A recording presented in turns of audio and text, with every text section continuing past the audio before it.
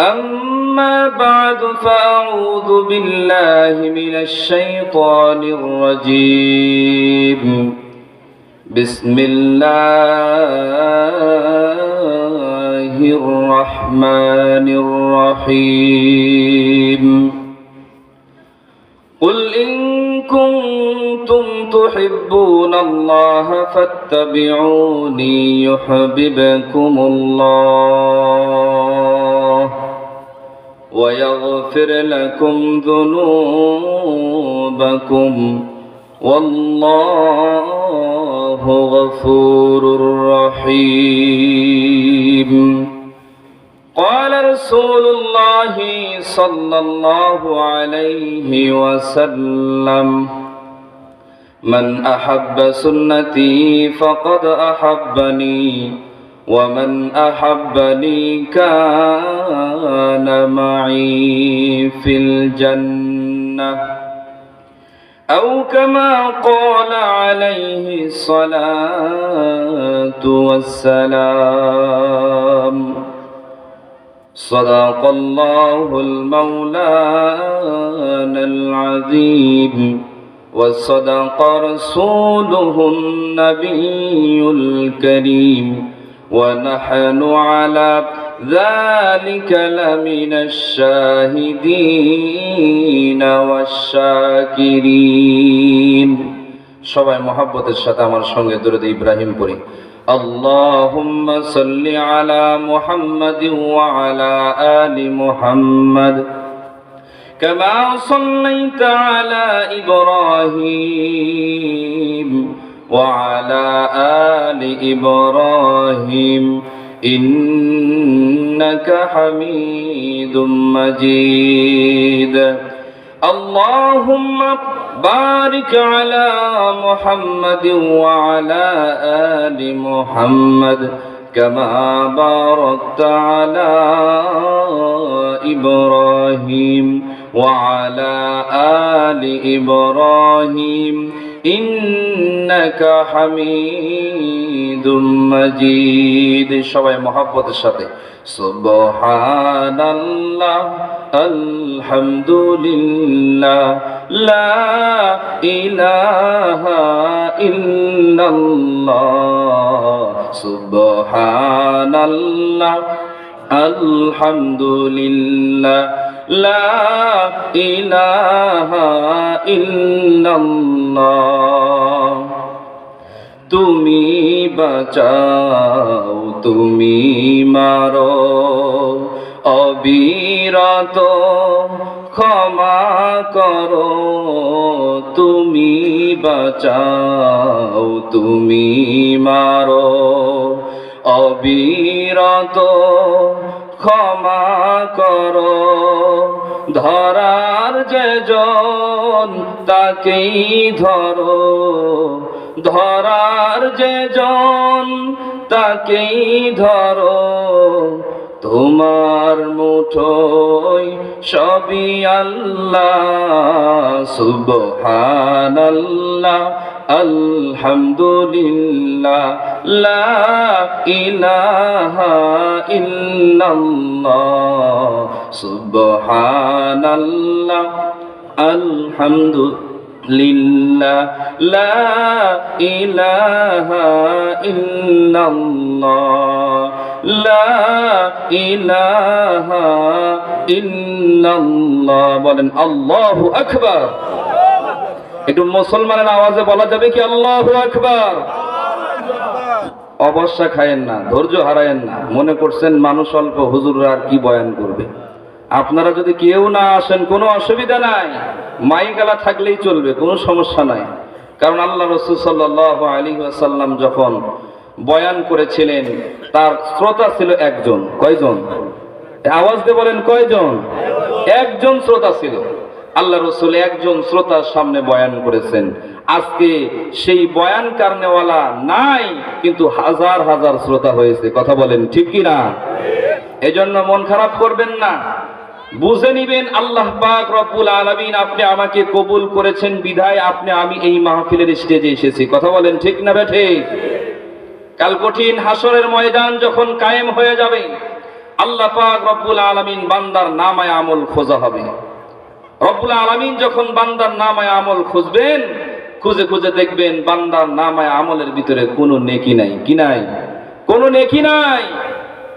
আল্লাহ পাক রব্বুল আলামিন খুঁজতে খুঁজতে হঠাৎ করে দেখবেন চর বর্মগাছা পশ্চিম পাড়া এই গ্রামের ভিতরে একটা কোরআনের মাহফিল হয়েছিল।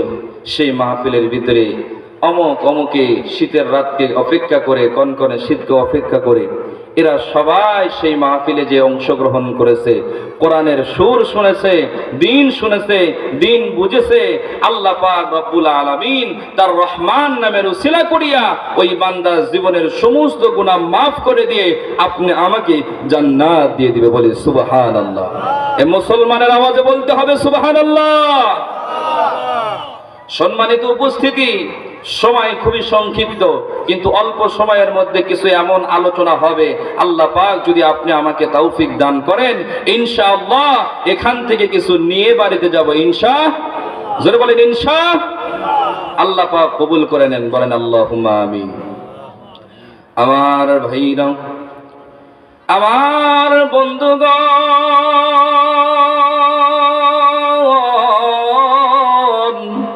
আল্লাহ রাব্বুল আলামিন কোরআনুল কারীমের ভিতরে বলে দিলেন, কুল ইন কুনতুম তুহিব্বুনাল্লাহা ফাত্তাবিউনি ইউহিব্বুকুমুল্লাহ। আওয়াজ দিয়ে বলা যাবে কি আল্লাহু আকবার? আমার ভাইরা, আমার বন্ধুরে, রব্বুল আলামিন ডাকদা বলতেছেন, ও আমার বান্দারা, ও আমার বান্দিরা, দুনিয়ার জমিনে যাওয়ার পরে তোমরা কেউ যদি আমি আল্লাহর মহব্বত করতে চাও, আল্লাহর ভালোবাসা পেতে চাও, এ আমার বান্দা বান্দিরা শুনে নাও, শুনে নাও, তাহলে একটাই পথ রয়েছে, একটাই মাধ্যম রয়েছে, সেটা হলো আমার নবীর ইত্তেবা করতে হবে। আওয়াজ দিয়ে বলেন না সুবহানাল্লাহ।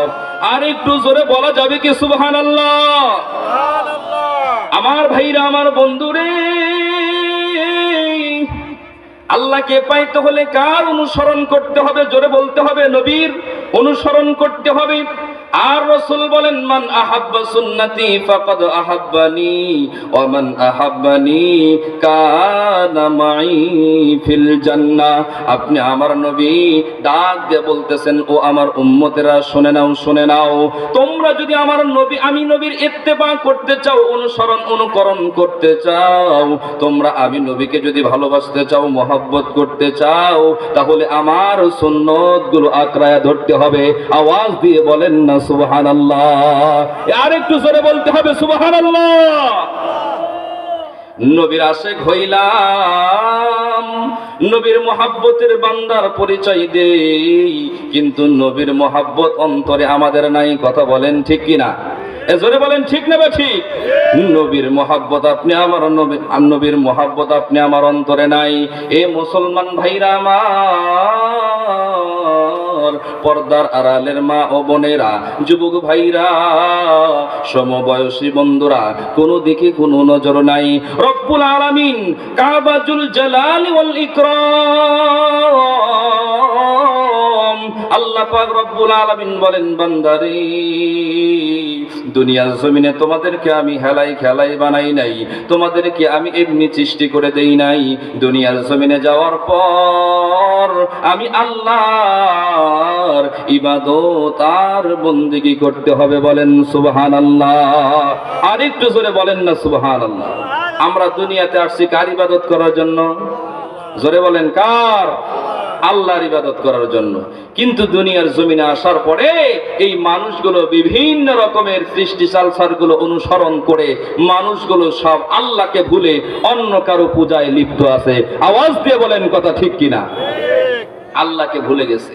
আল্লাহ পাক রব্বুল আলামিন বলেন, বান্দারে, এমন একটা সময় আসবে যেই দিন তোমাকে আমার মুখোমুখি হতে হবে, সামনাসামনি হতে হবে। এখন তো অনেকেই আমরা মনে করি আল্লাহ তো নাই, তাকে দেখা যায় না, তাকে কেমনে মানি? বলে কি বলে না? জোরে বলেন, বলে কি বলে না? বলে আল্লাহকে তো দেখা যায় না, তাহলে মানবো কেন? মৌলবীরা এমনি বলে মরার পরে জান্নাত আছে, জাহান্নাম আছে, আল্লাহর সাথে দেখা হবে, এই হবে সেই হবে, এগুলো এমনি এমনি বলে। মরার পরে কিসের আবার জান্নাত জাহান্নাম, যেগুলোর কোনো ঠিক ঠিকানা নাই, যেগুলোর কোনো গ্যারান্টি নাই, সেগুলো নিয়ে আমি মাতিয়া কোনো লাভ আছে? কোনো লাভ নাই। আমি তাকে জিজ্ঞেস করতে চাই, তুমি যেহেতু না দেখা জিনিসকে বিশ্বাস করো না, তাহলে এই যে বাতাস, এটা কি দেখা যায়? জোরে বলেন, দেখা যায়? তাইলে বাতাস দেখা যায় না, তারপরেও কেন মানো? বলে অনুভব করে। কি করে? অনুভব করে মানো। তাহলে যেহেতু তুমি অনুভব করো, তাহলে বুঝতে পারো অনুভব করে যে না, বাতাস আছে। গায়ের ভিতরে, শরীরের ভিতরে যখন জ্বর আসে, জ্বর কি দেখা যায়? জোরে বলেন, দেখা যায়? দেখা যায় না। কিন্তু ডাক্তারের কাছে গেলে থার্মোমিটার বগল তলায় দিয়া কিছুক্ষণ পরে 2-3টা ঝাঁকি মারে, আর বলে কি 102, কত?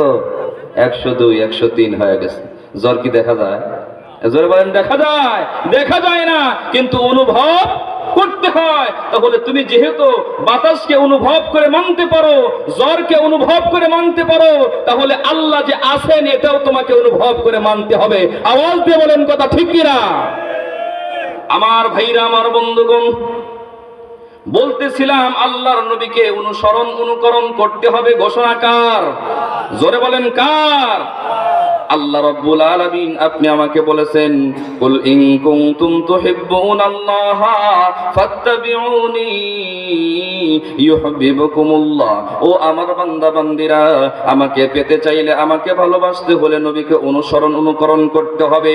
আর আপনি আমার নবী ডাক দিয়ে বলতেছেন, ও আমার উম্মতেরা শুনে নাও, শুনে নাও, তোমরা আমি নবীকে যদি মহব্বত করতে চাও, আমি নবীকে যদি ভালোবাসতে চাও, তাহলে আমি নবীর সুন্নত গুলো আঁকড়ায় ধরো। আওয়াজ দিয়ে বলেন না সুবহানাল্লাহ। কিন্তু মুসলমান ভাইরা আমার, বলেন তো পৃথিবীর জমিনের ভিতরে আল্লাহর নবীর চাইতে সত্যবাদী, আল্লাহর নবীর চাইতে উত্তম চরিত্রবান কোন মানুষ আছে? ছিল, বর্তমানে আছে, ভবিষ্যতে আসবে? কেউ আসবে না।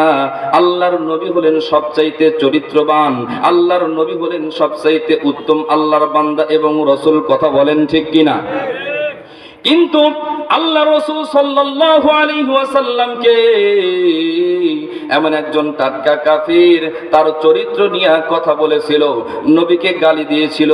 আল্লাহ রাসূল সাল্লাল্লাহু আলাইহি ওয়াসাল্লাম যখন মক্কাতে কোরআনুল কারীম তিলাওয়াত করতেন, তখন ওলীদ ইবনে মুগীরা আল্লাহ রাসূলের চরিত্র নিয়ে গালিগালাজ করেছিল, মন্দ কথা বলেছিল।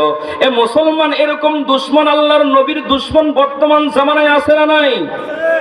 হাজার হাজার নবীর দুশমন নবীর চরিত্র নিয়ে কথা বলে, আর আপনি আমি গরু খাওয়া মুসলমান, কম্বল মরে দিয়া শুধু ঘুমায় থাকি, আমার কোনো টেনশন হয় না। আওয়াজ দিয়া কথা বলেন ঠিক না ঠিক? ওলীদ ইবনে মুগীরা যখন নবীর চরিত্র নিয়ে কথা বলেছি, আল্লাহর হাবিব মুহাম্মদুর রাসূলুল্লাহ সাল্লাল্লাহু আলাইহি ওয়াসাল্লাম সাহাবা আজমাইনদেরকে ডাক দিয়ে বলতেছেন, সাহাবারা শোনো শোনো, আমি নবীর চরিত্রে কোনো দাগ নাই, বরংস যে ওলীদ ইবনে মুগীরা আমার চরিত্র নিয়ে কথা বলেছে, ওর আসলেই জন্মের ঠিক নাই। আওয়াজ দিয়ে কথা বলেন ঠিক কিনা? ওলীদ ইবনে মুগীরা ছিলেন তৎকালীন জামানার মক্কার ভিতরে সবচাইতে একজন ধনাঢ্য ব্যক্তি, সবচাইতে একটা তাকতওয়ালা শক্তিশালী ব্যক্তি ছিল। মক্কা থেকে তায়েফ পর্যন্ত যতটুকু রাস্তা ছিল, এই রাস্তার চতুর্পাশের জমি জিরাত, এই সমস্ত সম্পদের মালিক ছিল ওলীদ ইবনে মুগীরা। এত শক্তিশালী একজন ব্যক্তিকে যখন আল্লাহর নবী জন্মের ঠিক নাই ঠিক নাই এই কথা বলেছেন, ওলীদ ইবনে মুগীরা মনে মনে চিন্তা করেন, আহারে কি এই কথা বলল, আব্দুল্লাহর বেটা মুহাম্মদ এটা কি বলল? মুহাম্মদ তো জিন্দেগিতে কোনোদিন মিথ্যা কথা বলে নাই, তার নাম তো হলো আল আমিন। সুবহানাল্লাহ বলেন। তার নাম তো হলো আল আমিন, সত্যবাদী। জিন্দেগিতে মক্কার জমিনে এমন একটা বান্দা আমি দেখি নাই, এমন একটা মানুষ দেখি নাই, এই আল আমিন এই এমন একটা কথা আমাকে বলল, এমন একটা তহমত আমাকে দিল, মনে হয় তার কথাটাই সত্য হয়ে যাবে। আওয়াজ দিয়ে বলেন না আল্লাহু আকবার। ওলীদ ইবনে মুগীরাকে যখন জারজ সন্তান বলা হয়েছে, ওয়ালিদ ইবনে মুগিরা আর ঘুমায় না, কারণ তার অন্তরের ভিতরে খটকা লেগে গেছে যে মুহাম্মদ সাল্লাল্লাহু আলাইহি ওয়াসাল্লাম তো কখনো মিথ্যা কথা বলতে পারে না। এই জন্য ওয়ালিদ ইবনে মুগিরার অন্তরের ভিতরে জ্বালা পড়া শুরু হয়ে গেছে। আল্লাহু আকবার বলেন। ওয়ালিদ ইবনে মুগিরার অন্তরের ভিতরে যখন জ্বালা পড়া শুরু হয়ে গেছে, এবার ওয়ালিদ ইবনে মুগিরা খাওয়া দাওয়া সবকিছুই হারাম করে দিয়েছে। 3 দিন যাবত ঘরের ভিতরে যাপন করতেছে, কোনো খানা দানা নাই। ঘরের ভিতরে শুধু মাথায় হাত দিয়ে চিন্তা করতেছে, আহারে আমি কি আসলেই তাহলে যারও সন্তান? এই কথা একমাত্র আমার মা ছাড়া কেউ জানে না। আওয়াজ দিয়ে কথা বলেন ঠিক না? আপনি সুসন্তান না কুসন্তান এটা জানে সবচাইতে বেশি কে? মা সবচাইতে বেশি জানে আপনি কার সন্তান। এই মুসলমান ভাইরা আমার, ওয়ালিদ ইবনে মুগিরা যখন ঘরের ভিতরে 3 দিন যাপন করলেন, খানা দানা নাই, কারোর সাথে কোনো কথাবার্তা নাই, এমন ভাবে মন খারাপ করে বসে আছে। ঘটনা কি সত্যি হলো নাকি? তার মনে অন্তরের ভিতরে সাক্ষী দিচ্ছে আসলে মুহাম্মদ যেটা বলেছে সেটা মনে হয় সত্য, কিন্তু আমি আমার এই কুচরিত্রের কথা আমার মাকে কেমনে জিজ্ঞেস করব? এই জন্য অনেক দুঃখ বেদনা নিয়ে ওয়ালিদ ইবনে মুগিরা ঘরের ভিতরে যাপন করতেছেন। ইন দি মিন টাইমে 3 দিন যখন অতিবাহিত হয়ে গেল, আমার চরবরমগা সরবাব ভাইরা রে, আহারে পর্দার অন্তরালের মারা ও আমার বোনেরা, সামনে উপবিষ্ট মুরব্বী বাবাজিরা, যুবক ভাইরা, দিলটা নরম করে বয়ানটা শুনে যান। ওয়ালিদ ইবনে মুগিরা যখন 3 দিন অতিবাহিত হয়ে গেল, ওয়ালিদ ইবনে মুগিরার মা যখন চিন্তা করলো, কিরে বেটা 3 দিন ধরে ঘরের ভিতরে বন্ধ হয়ে আছে, বেটা কি জীবিত না মৃত, মারা গেল নাকি? ওয়ালিদ ইবনে মুগিরার মা দরজার ভিতরে যাইয়া কোরআন নাড়তেছে আর ডাকতে বলতেছে, বেটা ওয়ালিদ, বাবা কি হয়েছে? তোমার দরজা খুলে দাও। ভিতর থেকে কোনো আওয়াজ আসে না। মার অন্তরে খটকা লেগে গেল, আমার ওয়ালিদ মনে হয় দুনিয়ার থেকে চিরবিদায় নিয়ে চলে গেছে। এবার বারবার যখন দরজার ভিতরে কোরআন নাড়তেছে, হঠাৎ করে ওয়ালিদ ইবনে মুগিরা মার আওয়াজটা শুনে দরজাটা খুলে দিলেন। ওয়ালিদ ইবনে মুগিরার মা যখন ঘরের ভিতরে প্রবেশ করলো, দেখে ওয়ালিদ ইবনে মুগিরার চোখ দিয়ে বেয়ে বেয়ে পানি পড়তেছে। মা ডাক দিয়ে বলতেছেন, ওয়ালিদ বাবারে 3 দিন যাব তুমি ঘরের দরজা খোলো না রে বাবা। এরে বাবা তোমার কি হয়েছে? তোমার চোখে কেন পানি? তোমার কি কোনো অন্তরে কষ্ট আছে নাকি? এবার ওয়ালিদ ইবনে মুগিরা ডাক দিয়ে বলতেছেন, মা গো, দুঃখের কথা আর কি বলবো, আব্দুল্লাহর বেটা মুহাম্মদ আমাকে কুচরিত্র হিসেবে গালি দিয়েছে। আব্দুল্লাহর বেটা মুহাম্মদ আমার জন্ম নিয়ে কথা বলেছে। এ মা, আমার তো মনে বিশ্বাস হয় আব্দুল্লাহর বেটা জীবনে কোনোদিন মিথ্যা কথা বলে নাই, এই জন্য মক্কার মানুষেরা তাকে আল আমিন উপাধি দিয়েছে। জীবনের সবচাইতে সত্যবাদী একটা মানব দেখলে সেই মুহাম্মাদের দিকে তাকানো লাগে। আমার তো অন্তরে সাক্ষী দেয় মুহাম্মদ কখনো মিথ্যা কথা বলতে পারে না। মা গো, এবার তোমার কাছে জানতে চাই, আব্দুল্লাহর বেটা মুহাম্মদ যেই তহমত আমাকে দিয়েছে সেটা সত্য কিনা? আওয়াজ দিয়ে বলা যাবে কি আল্লাহু আকবার? এবার ওয়ালিদ ইবনের মা, মুসলমান ভাইরা আমার দিলটা নরম করে দিবেন, ওয়ালিদ ইবনে মুগিরার মা দু চোখের পানি ছেড়ে দিয়েছে আর কান্না করতেছেন। আর ওয়ালিদ ইবনে মুগিরার বুঝতে বাকি হইল না মুহাম্মদ সত্য কথা বলেছে। আওয়াজ দিয়ে বলেন না সুবহানাল্লাহ। এ মুসলমান ভাইরা আমার, এবার ওয়ালিদ ইবনে মুগিরার মা ডাকতে বলতেছেন, বেটা ওয়ালিদ, কি বলবো দুঃখের কথা রে বেটা, আজ থেকে কিন্তু তুমি জন্মগ্রহণ করার আগেই তোমার পিতা দুনিয়া থেকে চিরবিদায় নিয়ে চলে গেছে। তোমার আব্বা মারা যাওয়ার পরে হঠাৎ করে রাত্রিবেলায় ঝুম বৃষ্টি, অনেক বৃষ্টি হইতেছিল। ইন দি মিন টাইমে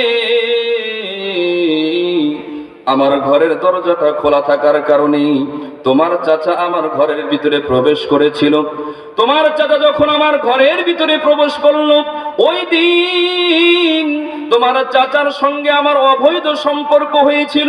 এই অবৈধ সম্পর্ক হওয়ার কারণে ও ওলিদ, ওই দিন তুমি আমার পেটে আসছিল। তার কাজী মোহাম্মদ যেই কথা বলেছে, এই কথাই 100 সত্য। আওয়াজ দিয়ে বলেন না আল্লাহু আকবার। এ মুসলমান ভাইরা আমার, বর্তমান বাংলার জমিনে নবীর চরিত্র নিয়ে কথা বলে এরকম কুলাঙ্গার আছে না নাই? এ জোরে বলতে হবে, আছে না নাই? আমার ভাইরা, যারা নবীর চরিত্র নিয়ে কথা বলে, খোঁজ নিয়ে দেখবেন ওদের জন্মের সমস্যা আছে। কথা বলেন ঠিক কিনা? খোঁজ নিয়ে দেখবেন তাদের জন্মের ঠিক ঠিকানা নাই। কারণ রসুল বলেছেন, যারা রসুলের চরিত্র নিয়ে কথা বলবে তাদের জন্মের ঠিক ঠিকানা নাই। অতএব শুধু রসুলকে গালি দিলে এটা হয় না, রসুলের উত্তরসূরি হলো উলামায়ে কিরাম। উলামায়ে কিরামের চরিত্র নিয়ে যারা কথা বলবে তাদেরও জন্মের সমস্যা আছে। আওয়াজ দিয়ে বলেন কথা ঠিক কিনা? এ মুসলমান, আজকে ঘুমায় থাকলে চলবে না। আজকে আপনি মনে করতেছি রসুল কোথায়, আমি কোথায়। রসুলের চরিত্র নিয়ে কথা বললে আমার কোনো কাজ আসে না, আমার কান নড়ে না, আমার চরিত্র কোনো সমস্যা নাই। রসুলের চরিত্র নিয়ে কথা বলছে কেন? এ মুসলমান, রসুল হলেন আমাদের রুহানি পিতা। আর দুনিয়ার জমিনে কোনো বাবাকে যদি কোনো মানুষ তহমত দেয়, সেটা কিন্তু সন্তানেরও লাগে। কথা বলেন ঠিক কিনা? আর যদি কোনো সন্তানকে কোনো মানুষ তহমত দেয়, তাহলে সেই তহমতটা বাবার গায়ে লাগে। আওয়াজ দিয়ে বলেন ঠিক কিনা? সুতরাং যারা নবীকে নিয়ে কটূক্তি করে, উলামায়ে কিরামকে নিয়ে কটূক্তি করে, সেই কটূক্তিটা উলামায়ে কিরাম পর্যন্ত থাকে না, সেই কটূক্তিটা চলে যায় মদিনাওয়ালার কাছে। আওয়াজ দিয়ে বলেন কথা ঠিক কিনা?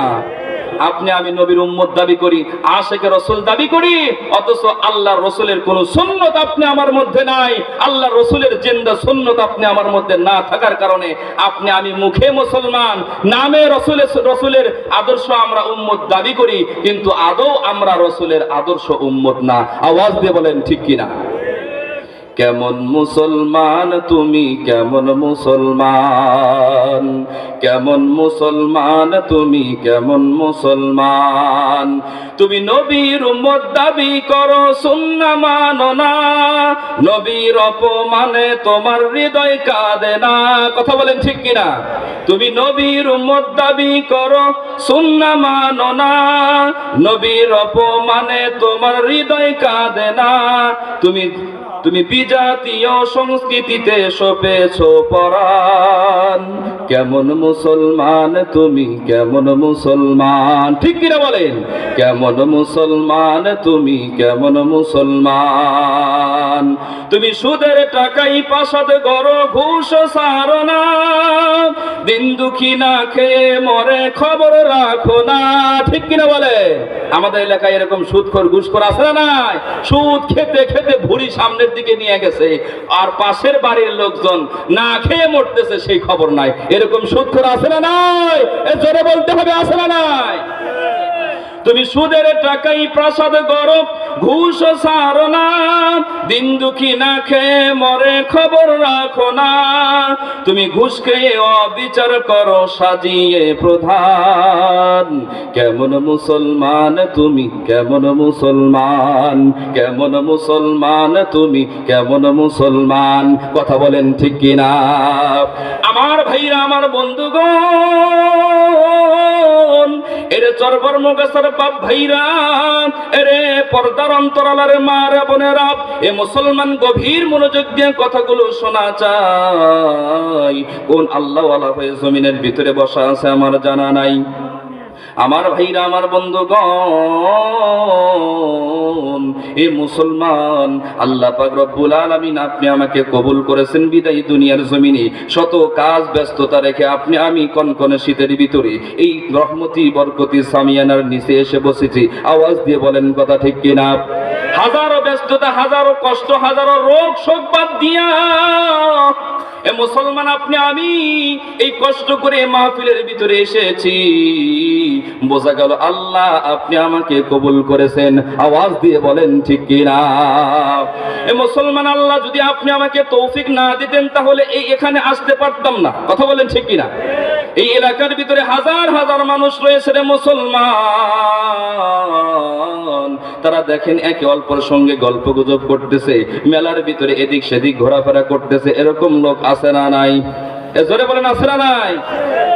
কিন্তু আপনি আমি এই জমিনের ভিতরে এসেছি, কাল কঠিন কিয়ামতের ময়দানে এই জমিন সাক্ষী দিবে আর ডাকতে বলবে, আল্লাহ তোমার এই বান্দাগুলো সর্বর্মগাছা গ্রামের ভিতরে কনকনে শীতের ভিতরে, এই কনকনে শীতের ভিতরে শীতকে অপেক্ষা করে তারা কোরআনের আওয়াজ শুনতে গিয়েছে, ওলামা ইকরামের দাওয়াত শুনতে গিয়েছে, ওলামা ইকরামের চেহারা দেখতে গিয়েছে। ওগো আল্লাহ, দয়া করে মেহেরবানি করিয়া তোমার এই বান্দাগুলোকে মাফ করিয়া জান্নাত দিয়ে দাও। আল্লাহ পাক রব্বুল আলামিন এই জমিনের সাক্ষী দেওয়ার কারণে ওই দিন আপনি আমাকে মাফ করে জান্নাত দিয়ে দিবে বলে সুবহানাল্লাহ। আর যারা মেলার ভিতরে বন্ধু নিয়ে বান্ধবী নিয়ে ঘুরতেছে, কোনো অসুবিধা নেই, অসুবিধা নাই, কাল কঠিন হাসরের ময়দানে ওই জমিন, ওই মেলার জমিনও আল্লাহর কাছে সাক্ষী দিবি। আর আল্লাহকে ডাকতে বলবেন, মালিক দুনিয়ার জমিনে থাকা অবস্থায় আমার কোনো জবান ছিল না, আমার কথা বলার কোনো শক্তি ছিল না। ওগো আল্লাহ, আমার ভিতরে এই চরবর্মগাছা গ্রামের ভিতরে মাহফিল হয়েছিল গো মালিক, তোমার এই বান্দাগুলো মাহফিলের ভিতরে না যাইয়া মেলার ভিতরে ঘুইরা ঘুইরা আমার উপর দিয়ে ঘুইরা ঘুইরা তারা গুনাহের কাজ করেছে। ওগো আল্লাহ, ওই দিন কিছু বলতে পারি নাই, আজকে তোমার দরবারে বিচার দিলাম, আল্লাহ তুমি এই বিচার করো। মুসলমান ভাইরা আমার, ওই দিন জমিন সাক্ষী দেওয়ার কারণে এই সমস্ত কুলাঙ্গার বান্দাদের বান্দিদের আল্লাহ রাব্বুল আলামিন শেষ ঠিকানা দিয়ে দিবে জাহান্নাম। আওয়াজ দিয়ে বলেন না নাউজুবিল্লাহ। আর একটু জোরে বলতে হবে নাউজুবিল্লাহ। ও নবীর আশিকের দল, আল্লাহ রসুলের মোহাব্বত পেতে চাইলে, আল্লাহ রসুলের ভালোবাসা পেতে চাইলে তাকে ভালোবাসতে হবে, তাকে মোহাব্বত করতে হবে। কথা বলেন ঠিক কিনা? জীবনের চাইতে যতক্ষণ পর্যন্ত আপনি আমি রসুলকে ভালোবাসতে না পারবো, ততক্ষণ পর্যন্ত আপনি আমি প্রকৃত মুসলমান হতে পারবো না। কথা বলেন ঠিক কিনা? ভালো যদি বাঁচতেই হয় রসুলকেই বাঁচতে হবে, মোহাব্বত যদি করতেই হয় একমাত্র রসুলকেই করতে হবে। কথা বলেন ঠিক কিনা?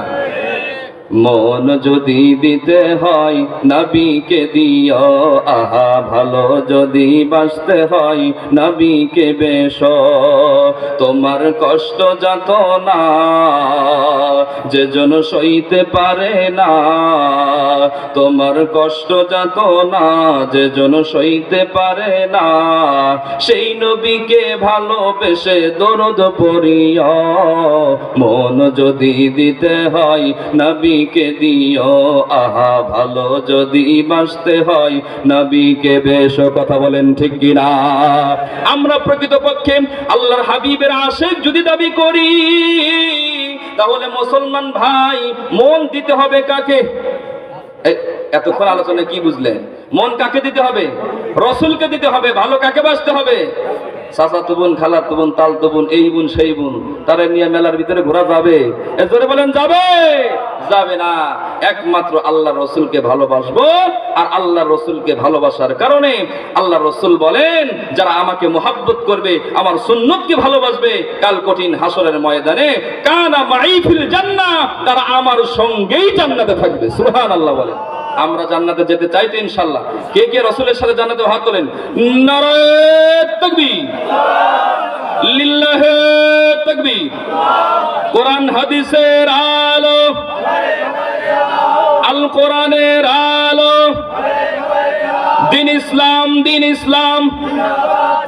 হাত নামান। আল্লাহ পাক রব্বুল আলামিন আমাদের সকলকে কবুল আর মঞ্জুর করে নিন, করেন আল্লাহুম্মা আমিন। এই অল্প সময় যতটুকু আলোচনা করলাম, এই আলোচনার ভিতরে যদি কোনো আমলের কথা হয়ে থাকে, আল্লাহ পাক যেন আমাকে সর্বপ্রথম এবং এর সাথে সাথে আপনাদের সকলকেই সেই আমলগুলো করার তৌফিক দান করেন। বলেন আল্লাহ।